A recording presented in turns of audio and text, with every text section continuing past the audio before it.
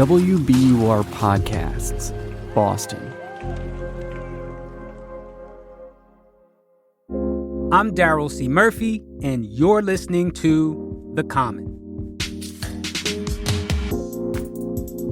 Miriam Wasser, WBUR's senior climate and environment reporter. How are you doing? I am good. I'm happy to be back on The Common. So, Miriam, you've been looking into the development of a substation in East Boston. And while substations aren't uncommon, this one has become quite a big deal. So to start us out, what is a substation? So an electrical substation is a very important piece of infrastructure.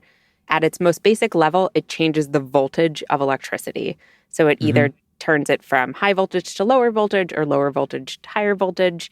In the case of this one that's going to be built in East Boston, it's taking high voltage electricity from a transmission line, lowering that voltage, and then it is able to send it out into the power lines that go to your house and homes. So substations are all over the place. They are fairly safe. They don't, emit harmful pollutants the same way that like a power plant does. But this one in East Boston has become particularly controversial, and I think we'll probably talk about those reasons why. Well, yeah, that's actually my next question. Tell us, why are people concerned about this particular project? Yeah, I would say, broadly speaking, there are two buckets of concerns. One has to do with, the physical infrastructure, so, public safety issues. So the plot of land where this is going to go is right on Chelsea Creek, which is an area that's pretty low-lying, and it does flood, right? And we know that electricity and water don't mix. It's also right across the street from a really popular playground and park, and it sits a few hundred feet from all the jet fuel oil that's used at Logan Airport. Oh, what could go wrong? I think people have a lot of concerns about that, right? And then I would say the second category of concerns that people have would be about environmental justice and about the process by which this project was approved. So early on, when Eversource first proposed it back in 2014, people didn't know about it. And a lot of people were under the assumption that this plot of land, which was very contaminated, was going to get cleaned up by the city and turned into a park or a soccer field. And then all of a sudden they learn, actually, this utility wants to build this substation here. And so they felt like they weren't informed. And then when they tried to get involved, there were a lot of translation issues at some of these early public meetings. A lot of people in East Boston speak Spanish and don't speak English, and that translation service was not provided. And so from the perspective of people in the community, this was an unfair process, and how can you proceed with this? But the state did proceed with it. And in February 2021, they approved the project. So they approved this project. There's a lot of pushback from the community. What does Eversource have to say about it? So Eversource has said the whole time and continues to say that this project is a net positive for the community of East Boston. Right? I said at the outset, we need electrical substations. They're not an inherently bad piece of infrastructure. And as we move to get away from fossil fuels and turn more of things electric, we're going to need more substations. Okay. So from the perspective of Eversource, they've said, we are building this. This is going to provide electric reliability to you down the road. So when we have a heat wave in a couple of years during the summer, your air conditioning is not going to go out. Okay, so they're saying that, but why put it on this particular site in Eagle Hill? That is a very great question. And the simplest answer is that this was a plot of land that they owned. They don't own other land. So, people in the community for a very long time have said, the biggest user of electricity in East Boston is Logan Airport. Why don't you build this thing at Logan Airport? And the company says, Massport didn't offer us space to build this. We own this plot of land down by Chelsea Creek. Got it. So we have the project here, and the community is concerned about that. And Eversource, with the state's blessing, is moving forward with it. At any point, was there any agreements made? Was there any concessions made by Eversource to kind of ease the community's concerns? Yes. So this was the topic of the story that I published today. So back up to that February 2021 meeting when the Energy Facility Siting Board, which is the state body that reviews energy projects, when they approved the project, they did so with a very unusual caveat. They said, we need to acknowledge the fact that this is a piece of infrastructure that's going into a state-designated environmental justice community. So, acknowledging the fact that we are approving a project in this neighborhood, Eversource, we want you to negotiate in good faith with community groups for something called a community benefits agreement. So you need to come up with something that is going to either mitigate the impacts of this project or compensate the community for the added burden. And as far as I can tell, and as far as anyone I spoke to knows, this is the first time that the state did something like this. So community benefits agreements are common in the private sector. You might have a real estate developer that wants to build this series of condos and people in the community don't want it. Sit down with the developer and the developer might say like, hey, what if I threw X numbers of dollars at your soccer team? Or what if I planted a bunch of trees over here? And those agreements tend to come at the beginning of the process. This is unique in a few ways. It came at the end of the process and it was directed by the state. And it wasn't particularly well received by those in the community. They felt like it was kind of a token gesture in a lot of ways. But the negotiations went forward. One of the people that I talked to a bunch in this story is a woman named Deborah Cave, who has lived in East Boston her whole life and was really opposed to the substation.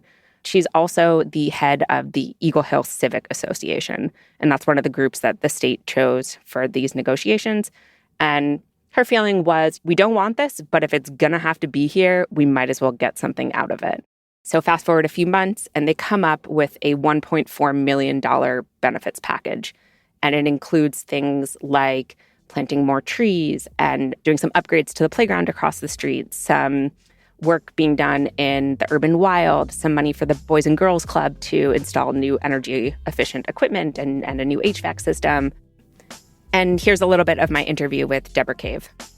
At any point during the conversations about this, was there any discussion about how this would all be paid for? I don't think so. I honestly don't remember that. I just thought of Eversource. I thought it was going to come from Eversource.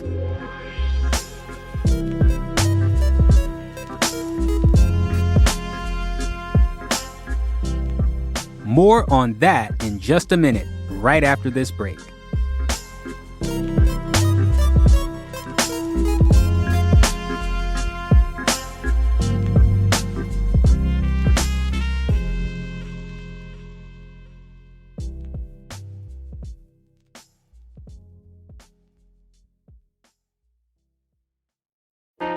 Politics has never been stranger or more online, which is why the politics team at Wired is making a new show, Wired Politics Lab. It's all about how to navigate the endless stream of news and information and what to look out for. Each week on the show, we'll dig into far-right platforms, AI chatbots, influencer campaigns, and so much more. Wired Politics Lab launches Thursday, April 11th. Follow the show wherever you get your podcasts.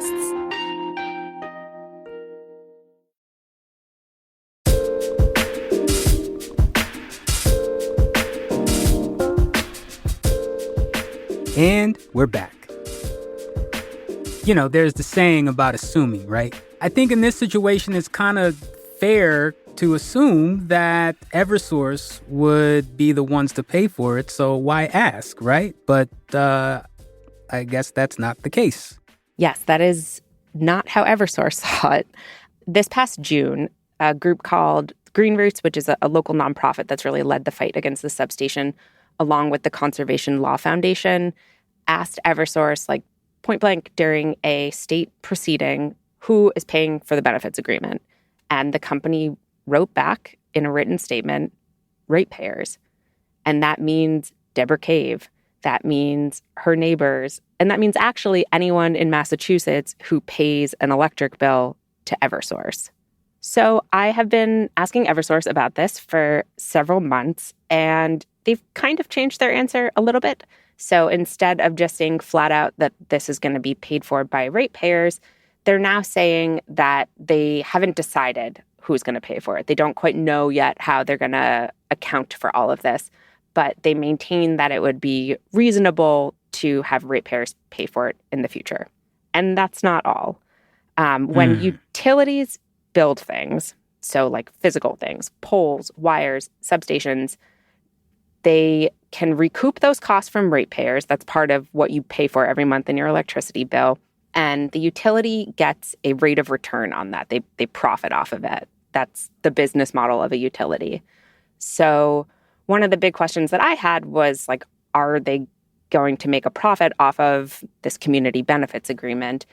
And again, they are saying, we have not decided yet how we're going to categorize this cost, but they have left that option on the table, which means that the people who have been opposing this substation for 8 years are not only helping to pay for the substation and helping to pay for the community benefits, but that the company might actually be able to make a little bit of a profit off of it. Is that legal? So that was one of the big questions I had about all of this. And the answer is yeah, there is no statute that says you cannot charge ratepayers for a community benefits agreement. But what's interesting is that it's also not entirely up to Eversource. So Eversource may want to charge ratepayers, but it's going to be up to the Department of Public Utilities whether they are allowed to do that. So later this decade, many years after the substation is up and running, Eversource will go before the Department of Public Utilities, and they're going to lay out receipts for everything that they've built since their last review, and the department gets the final say in whether that happens.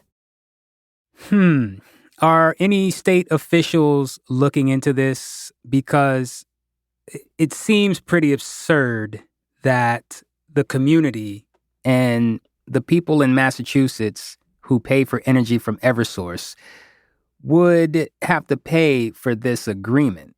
And I ask because I would imagine this sets a bad precedent that some elected leader might want to get ahead of. Yeah, so I don't know of any elected officials right now who are, doing anything in particular to stop this, but there are people who are advocating for reform to the Energy Facility Siting Board, which is, again, right, that state body that sort of approved all of this. And then to answer the second part of your question, yeah, there are people who are really concerned about precedent. Here in Massachusetts, as you and I have discussed many, many times, we have very ambitious climate goals. And part of what it's going to mean to cut our carbon emissions is to build a lot more electrical infrastructure. And so people are concerned that if this is allowed to hold, if Eversource is allowed to pass on this cost, you would have utilities in the future who might be proposing controversial projects. And they would say, well, let's just throw a bunch of money at it, and then we'll get that money back from ratepayers. So David Pomerantz of the Energy Policy Institute and I talked about this quite a bit. Every utility would love to be able to spend even more money to try to assuage concerns or silence critics or buy community support. If they had license to spend ratepayer money on that, why not spend $100 million? I understand Eversource broke ground last month, but is it too late to stop the project? Can anything be done at this point? I don't know. And I think that that's a really important question and something that I'm definitely following closely. I know that a lot of people who are opposed to this project are trying to get Maura Healey, our new governor, to step in. I'm not entirely clear what authority she might have to do anything, but people are certainly hoping that she tries. Miriam, this story sounds very messy. Thank you so much for walking us through it because, wow. My pleasure, Daryl. I have worked hard on this for many months, so I am happy to be here talking with you. And since you spent many months on it and it is so messy, I want to let people know if they want to learn more and get more details on this story, head on over to WBUR.org and check out Miriam's work about this East Boston substation because it really is something. So yeah, thank you. Thank you. That's WBUR Senior Climate and Environment Reporter Miriam Wasser. And that's our show for today. Thank you so much for listening to The Common. Listen, if you live in East Boston and you want to weigh in on this conversation, hit us up on Instagram or Twitter at WBUR The Common, or send us an email. We would really love to hear from you on this. I'm Daryl C. Murphy, and I'll talk to you tomorrow.